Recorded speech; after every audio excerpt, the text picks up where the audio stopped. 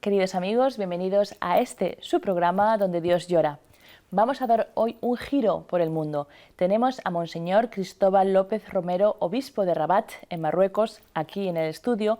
Él es salesiano y además de la realidad de la Iglesia en Marruecos, conoce muy bien también la del Paraguay y Bolivia, donde ha trabajado como miembro de la Congregación de los Salesianos.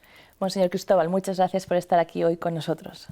Yo doy las gracias a este programa que ha tenido la gentileza de invitarme. Monseñor, Marruecos, para muchísimos de nuestros espectadores, pues la gran mayoría está en los diferentes países de Latinoamérica. Marruecos yo creo que no le suena mucho, quizá a los españoles más, pero lo único que nos suena a todos un poco es la película Casablanca, aquella famosa película de Humphrey Bogart. Pero, ¿cómo describiría usted Marruecos y, sobre todo, ¿hay católicos en Marruecos?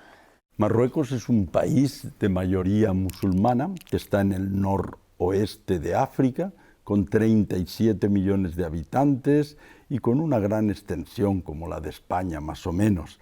Y existe la Iglesia Católica en Marruecos. Es la primera cosa que yo quisiera afirmar, porque mucha gente no se hace a la idea de que en un país de mayoría absoluta, 99,9% de musulmanes, puedan existir en pleno centro de la ciudad dos catedrales, una en Tánger y otra en Rabat, iglesias, algunas de las cuales incluso hacen sonar las campanas, cristianos que van a misa los domingos e incluso cada día, y una iglesia que está viva, que es joven y que verdaderamente está llena de la gracia del Espíritu Santo, con ganas de dar testimonio de Jesucristo. Pero usted mismo ha dicho que 99% son musulmanes, con lo cual esa iglesia católica será muy dinámica y sobre todo muy variada. Es una iglesia minoritaria porque somos los católicos en Marruecos el 0,08% de la población, unos 30.000 en medio de 37 millones de habitantes. Una iglesia también que está en Marruecos pero que está formada por extranjeros. Somos muy católicos porque católico significa universal y hay cristianos en Marruecos de más de 100 nacionalidades. Solamente entre los sacerdotes y religiosas somos de más de 40 países. La iglesia que está en Rabat, la mía, la que yo presido, habla en francés, es francófona, pero no es francesa. La iglesia que está en Tánger, la otra archidiócesis, habla castellano, a pesar de que es una iglesia católica universal y no española. Esto responde a situaciones que vienen de cuando Marruecos estuvo bajo protectorado español y bajo protectorado francés. Data de entonces la creación de las dos arquidiócesis, y una se creó tomando el territorio del protectorado español en torno a Tánger, por lo tanto Tetuán, Larache, Astanador, que está al lado de Melilla, y la otra se formó con todo el territorio de lo que era el protectorado francés, que es la gran parte del país, con sede en la capital, que fue en ese tiempo Rabat. Y por ahora sigue la misma distribución y somos herederos de esa historia. Es una iglesia que está compuesta fundamentalmente por jóvenes estudiantes subsaharianos, es decir, africanos que vienen a Marruecos a estudiar en la universidad porque Marruecos les ofrece gratuitamente los estudios e incluso una pequeña beca o bolsa para mantenerse. De manera que yo suelo decir que en nuestras iglesias de Marruecos hay más hombres que mujeres, más jóvenes que adultos y más negros que blancos. Se me ocurren dos cosas que preguntarle. Una, me dice que hay solamente entre religiosos y sacerdotes 40 nacionalidades, todos católicos. Entonces, yo me decía, estoy segura que allí lo que es puramente cultural, lo que es el detalle costumbrista, no debe ser importante. Me refiero que muchas veces tenemos una base teológica, una base dogmática, una base de religión, y luego tenemos muchas cosas que son costumbres de las naciones, de los diferentes pueblos, a veces incluso, que pensamos que la Virgen tiene que estar de rojo porque la Virgen de mi pueblo siempre ha estado de rojo, ¿no? Con una iglesia tan culturalmente y tan multicultural, ¿no se va uno a lo fundamental? Eso ayuda porque tienes que acogerte, como tú misma sugieres, a lo que es común a todos y dejar las particularidades un poco de lado. También nosotros intentamos inculturarnos, encarnarnos en Marruecos. Ojalá que todos dominásemos el árabe y pudiésemos hablar en la lengua del país, la lengua mayoritaria, porque hay otras, ¿no? Pero por ahora eso es minoritario, solamente algunos agentes pastorales pueden hacerlo. Es cierto que el hecho de estar en un país de mayoría musulmana y de ser de tantos países nos ayuda a ir a lo esencial, nos ayuda a centrarnos en lo verdaderamente importante y a dejar de lado. Pero también es cierto que esas particularidades y esas diferencias enriquecen, porque quieras que no, la manera de ser de cada pueblo, de cada iglesia de origen, trae algo que enriquece al otro. Y si hacemos el esfuerzo, que nosotros debemos hacerlo continuamente, de estar abiertos al otro, de apreciar la diferencia y no verla como un problema, sino como una oportunidad, entonces es sumamente enriquecedor el vivir en una iglesia como la que tenemos en Marruecos. La segunda cosa, estábamos hablando que muchos son jóvenes que vienen de los países subsaharianos. Esto de los países subsaharianos creo que hay que explicarlo un poquito más porque es una realidad también que geográficamente cae muy lejos de nuestros espectadores. ¿Qué países son los que más estamos hablando? O sea, el Sáhara, está claro, es el desierto, y el subsahariano es que está debajo del desierto. Exactamente.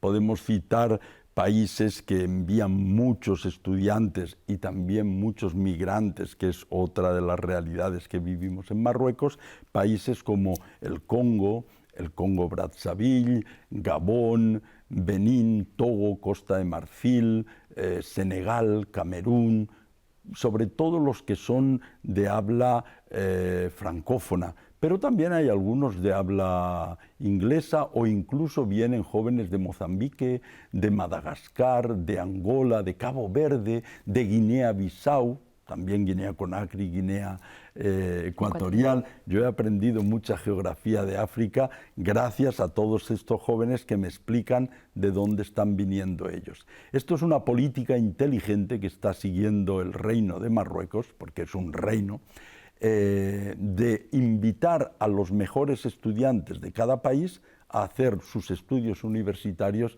en Marruecos. Algunos se quedan 3 años hasta la licencia, otros hacen incluso el máster o algunos acaban el doctorado. Y luego vuelven, no todos, pero mayoría, a sus países.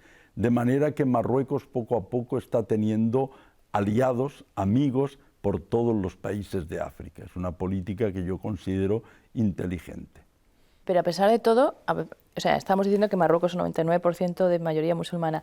Estos países subsaharianos, muchos de los que ha dicho usted, tampoco es que sean los más católicos del mundo. El Congo quizás sí, pero Senegal... Entre los miles de estudiantes que vienen, que son a lo mejor 30, 40.000, algunos son católicos. Y esos vienen a nuestras iglesias.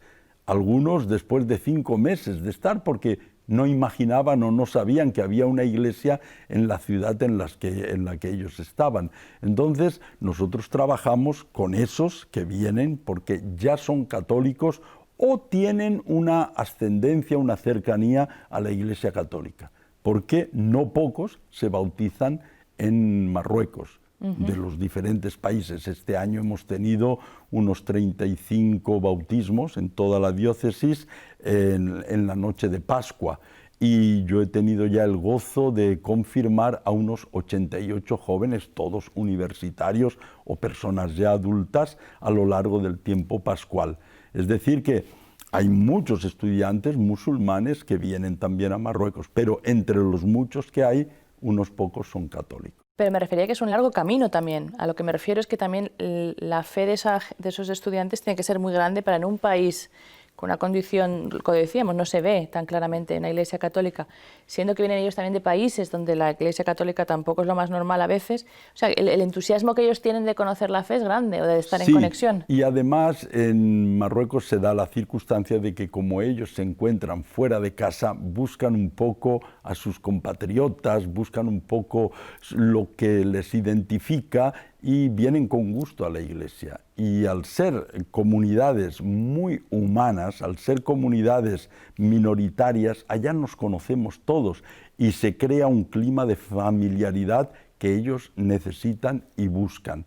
Es muy normal al acabar la misa del domingo, y digo la porque suele haber una sola en cada ciudad, entonces que la gente se quede 20 minutos charlando en la puerta, es el momento de comunicación, de noticias del propio país, es el momento de encontrar a los amigos, es muy agradable realmente el espíritu de familia que suele reinar en las distintas comunidades parroquiales.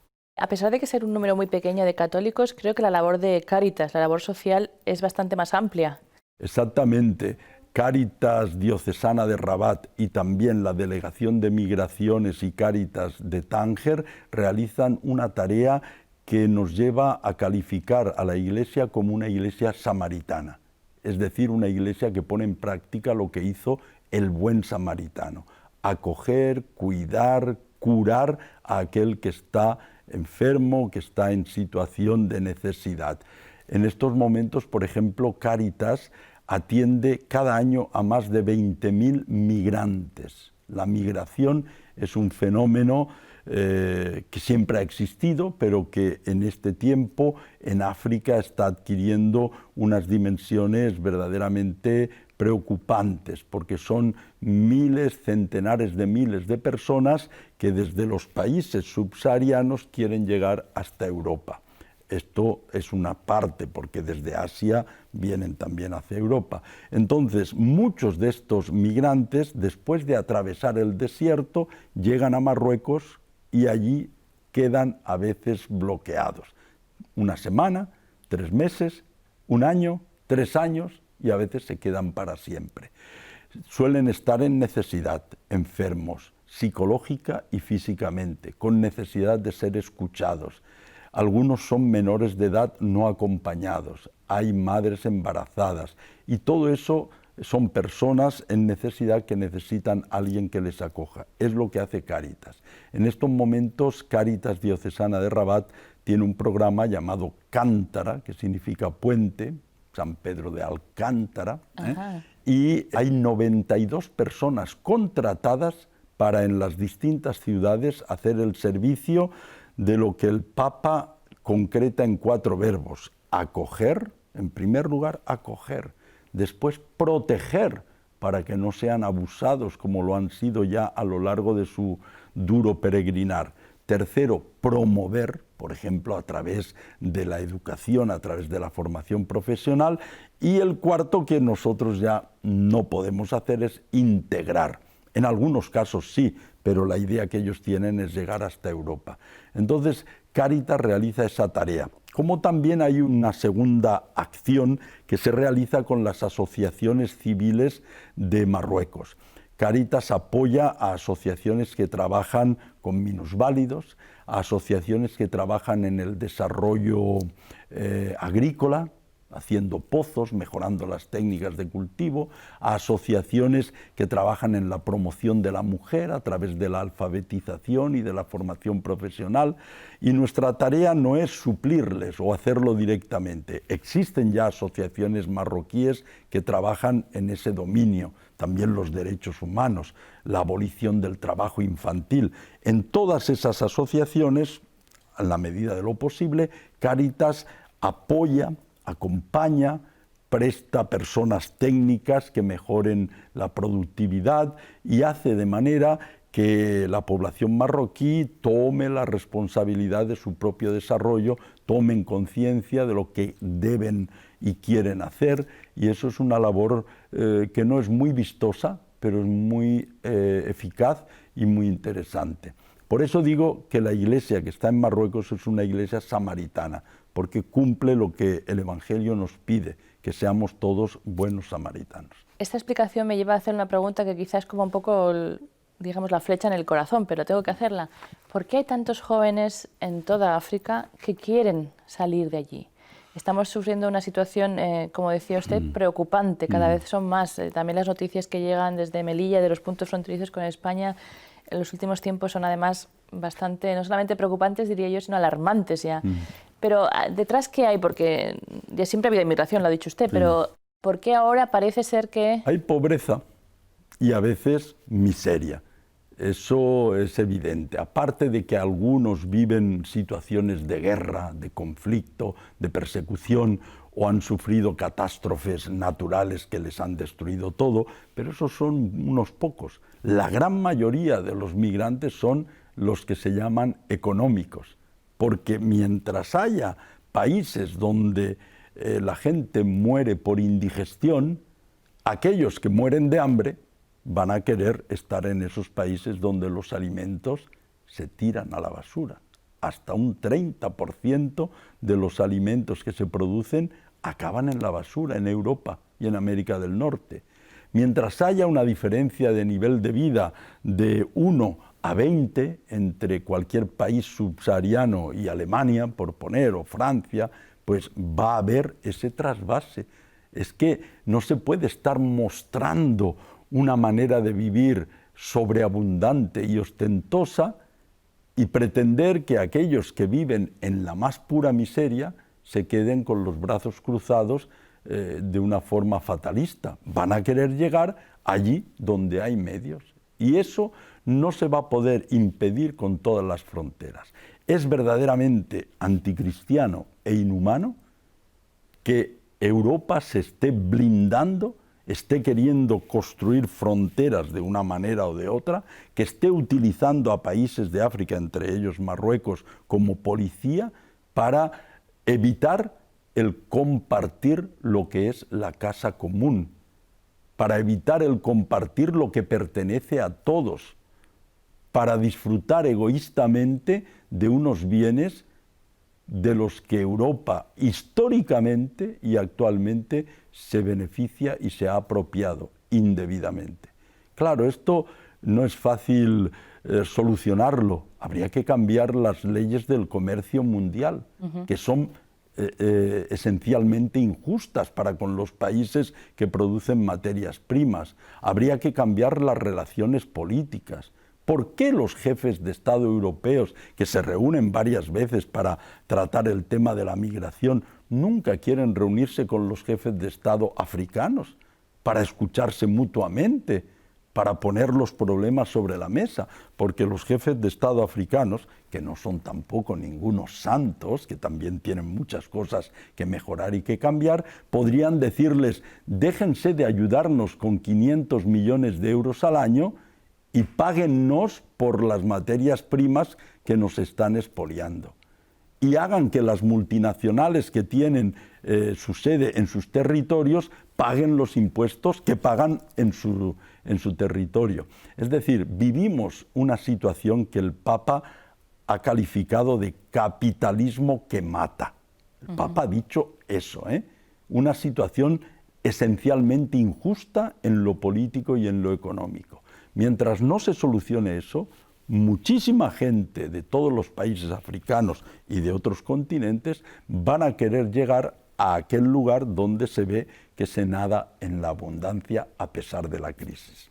Es cierto que también, por ejemplo, últimamente la canciller alemana ha ido a visitar África, o iba a ir, la de Inglaterra ha ido a Sudáfrica, pero lo que se refiere usted más bien no es hacer estas visitas también que son diplomacia pura y política también, sino un poquito más un foro de ayuda. Debería haber una cumbre africano-europea que tome en serio el desarrollo del continente africano. Y otra pregunta que tiene que ver con esto y que a veces, bueno, no sé si a nuestros espectadores les puede interesar, pero muchas veces tanto que es un problema que estábamos hablando es eso, que algunos países no quieren dejar entrar a otros, pero muchas veces también, no falta también quizá el ir más atrás y lo que estábamos hablando de cómo ayudar a que la gente joven en sus países vivan mejor. de puestos de trabajo, ¿o le parece que eso no va a ser tampoco la solución? No, por ese camino se tiene que ir, pero no con unas migajas que se les echan, con planes que verdaderamente desarrollen los pueblos, con justicia. Hay una canción de Carlos Cano que dice: sin amor no somos nada, sin justicia somos menos. Entonces hay que tener mucho amor, pero empezando por la justicia como base, ¿no? Y el mundo en que estamos viviendo es, digo, esencialmente injusto. Decía, Pablo VI decía, ¿no? Sin justicia no habrá paz. Exactamente, la paz es el fruto de la justicia.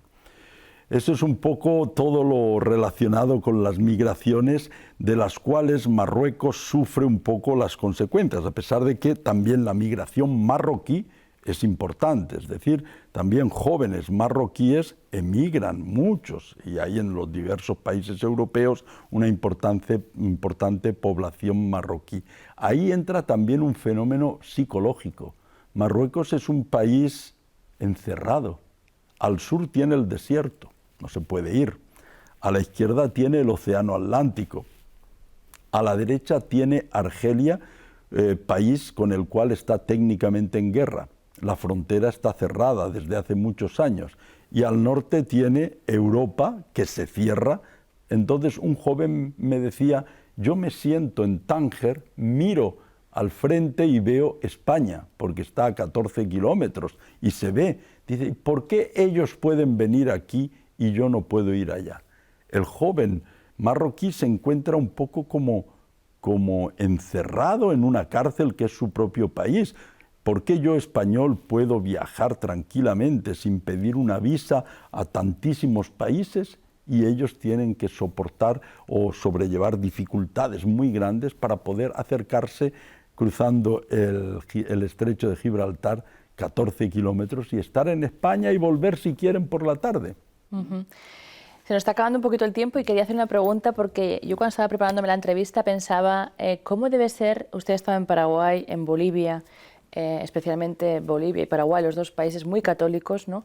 ¿Qué le ha aportado toda su experiencia en Latinoamérica? A mí Latinoamérica me ha enseñado muchas cosas y me ha ayudado a apreciar la religiosidad popular. Y Marruecos me ha ayudado a ir a lo esencial y a descubrir que la Iglesia no vive en función de sí misma, que el objetivo de la misión no es ella misma, la Iglesia, crecer, engordar, hincharse, a tener más miembros. El objetivo de la misión es el reino de Dios. Y ahí en Marruecos lo tenemos clarísimo. No estamos para la Iglesia. Somos Iglesia y como tal estamos al servicio del pueblo marroquí, al servicio del reino de Dios. Hablar de reino de Dios quiere decir hablar de paz, de justicia, de libertad, de vida, de verdad y de amor. 6 palabras que engloban un estilo de vida que puede vivirse consciente o inconscientemente, pero que responde a lo que Jesús vino a anunciar. Entonces, nuestro objetivo no es doblar el número de efectivos. No somos la Coca-Cola contra la Pepsi-Cola disputándonos el mercado.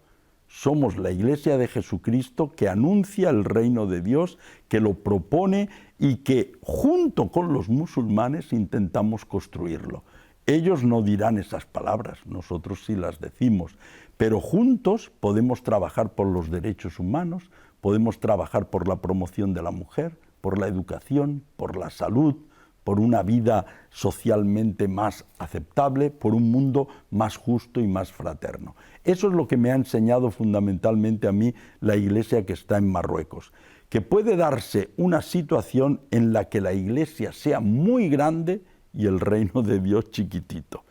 Y puede darse el caso, que podría ser Marruecos, donde la Iglesia es insignificante, porque es pequeña, sin poder, pero significativa, porque tiene un mensaje, porque tiene una propuesta, porque realiza una tarea que vale la pena y que acaba siendo apreciada incluso por las autoridades musulmanas.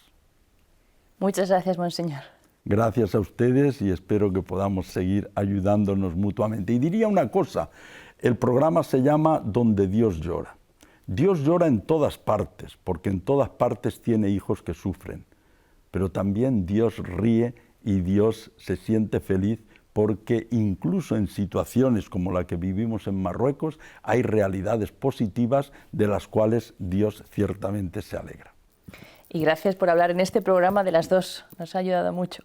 Y muchas gracias también a ustedes, queridos amigos, por haber seguido su programa Donde Dios llora. Y si desean ayudar o saber más sobre la Iglesia en Marruecos, no duden en contactar con la dirección que van a ver ahora, al final, en su pantalla. Muchas gracias, que Dios les bendiga y hasta la próxima semana.